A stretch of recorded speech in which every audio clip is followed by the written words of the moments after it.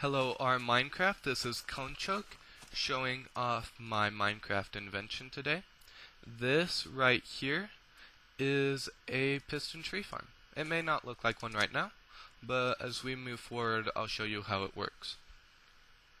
So, first I'll just show you it in action. So it pushed up and it pushed out. Now, when we go and we create the next one, you'll notice that there are no obstacles in this path. And likewise, there are no obstacles in this path. And the reason why is because it pushes outwards. And every once in a while, you do get an apple, which is nice.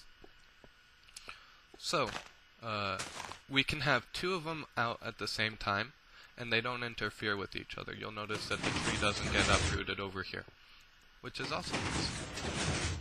So this is a very similar system to the cobblestone regenerating walls that you've seen. I don't use a clock. I use what's been known as smart pistons. It does check to see if there's a tree there. It doesn't use a bud switch. So if you're thinking that this works off of bugs, it doesn't. This is actually bug free, and I imagine it would work in SMP, though I have not tested it. So as this goes, it'll get pushed out, and then if we were to do these, it'd push in, and it does like a zipper, and eventually does close, and it ends up creating a very nice block of wood, and I'll show you that in just a second. So we're back. Now we're looking at this when this is finished. So you've got a full harvest, and you're just looking to go and pick it up. So now what do? Do you need to harvest everything? No, you can actually leave what you want here, right? So if you want to use this as a kind of storage for your trees, you have enough, right?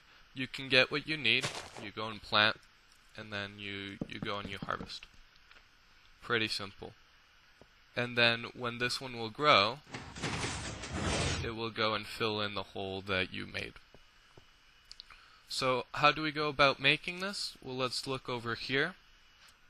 Alright, our Minecraft, let's talk about the design.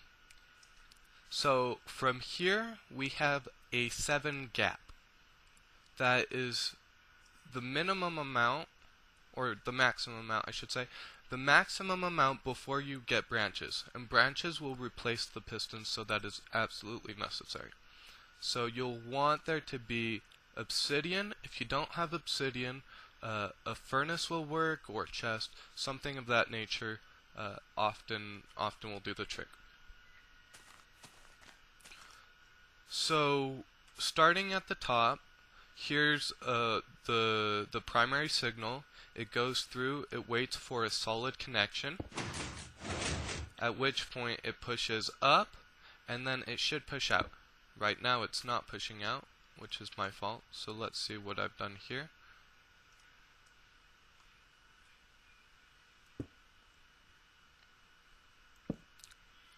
So, I apologize about that. Okay, very good. So it pushes up and it pushes out. So going from here, this signal is sent to this block and then to this block, which powers it up. Now going back to this block, it powers to this block and this block. This resets it, which is very important. Take a look at this. You'll notice that it stays, and the reason for that is a solid signal goes through and it stays solid, and so this stays up. What this allows is for the entire device to be turned off, and when the entire device is turned off, then everything goes back down and is reset. So that's all it's doing. Moving forward, from here, down here, up here, and then through this. This is just a way of pushing the pistons forward. So you'll notice that this goes and powers these two, likewise these and these. And this is a pattern that can go up as far as you'd like. So now that you understand maybe how it works, if not, that's fine. I'll be here to show you exactly how to build it. Let's do this. So we'll go and we'll build out. And that is, if we count, 1, 2, 3, 4, 5, 6 blocks. It can be longer if you'd like, but 6 blocks is minimum. Torch, and then redstone along here. Again, this will be for the reset. Continuing up,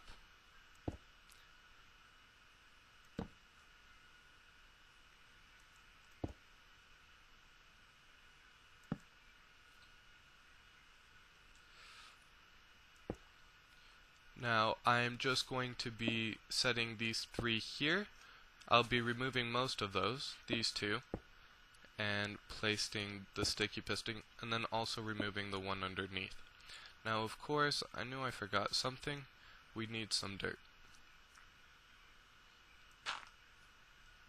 Now that didn't take too long, and let's move forward.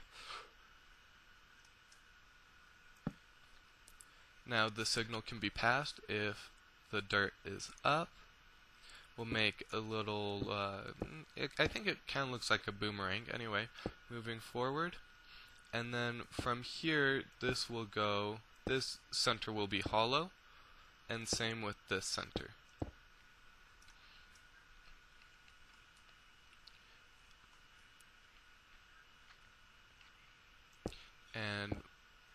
And I've gone up one too high.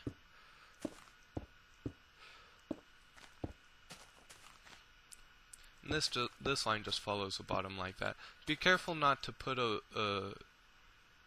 stone there, because that will block this signal. And I tend to do that. That's fine. Just, if you find that you do it, remove it.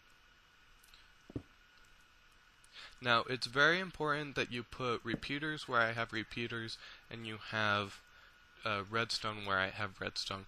They are not interchangeable. If you put redstone where there's a repeater, it won't work, or it won't work as you expect it to. So that is the basic bottom. It should push up now and retract. Perfect.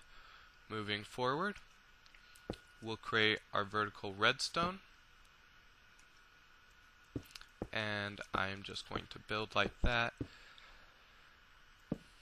Now that we've created the vertical redstone, let's look at this pattern here. You'll notice it is torch, repeater, redstone, redstone, torch, repeater, and we're just going to use that same pattern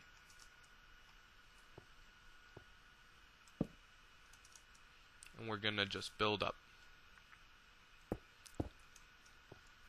And again, redstone, redstone.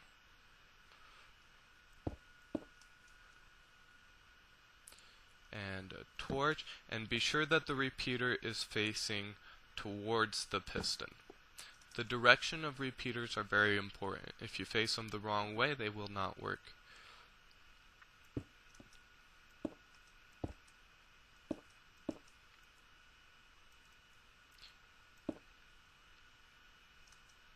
Now, if you accidentally set the signal on one of the repeaters, don't worry about it.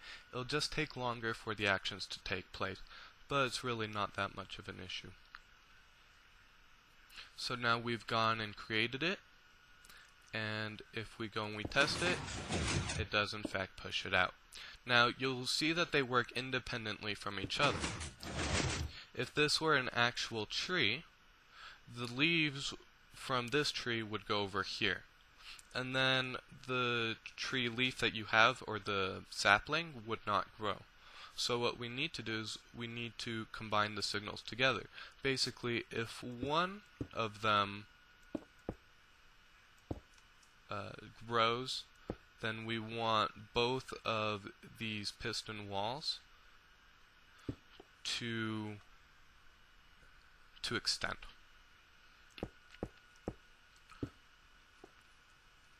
So let's see how we do this. We do this through this connection right here. So this repeater will power this block, which will then power this block. Moving forward, it'll go here. We'll remove these two. These are necessary for lone if they're by themselves, but if they're in a group, you want them in the center. And finally,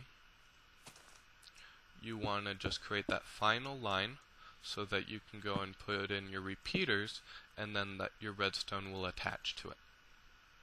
So once you have done this, then you will get that. Now, if you notice, these stay out, and that is something I did quite purposefully. It may be an error that you guys are coming across, and if you're following step by step, you probably came across it because I told you to do it, so I apologize. But the reason this is happening is because of that redstone wire right there. So what's happening is that the signal is coming through, going to the repeater is going to the block is going back to the redstone. So to avoid this, we'll go in, and now it no longer creates that loop, and it pushes out and retracts. Very good. So the final section is just how do these connect to each other, and that's pretty simple, pretty straightforward. This, if we're looking at, if we've created two of these next to each other, so there's one here and one here, then this would go and connect to right here, and I hope you see how that kind of, you can imagine it circling around and connecting up to itself, right? And it works just like Lego blocks. You can just put them together however much you'd like, and it'll work.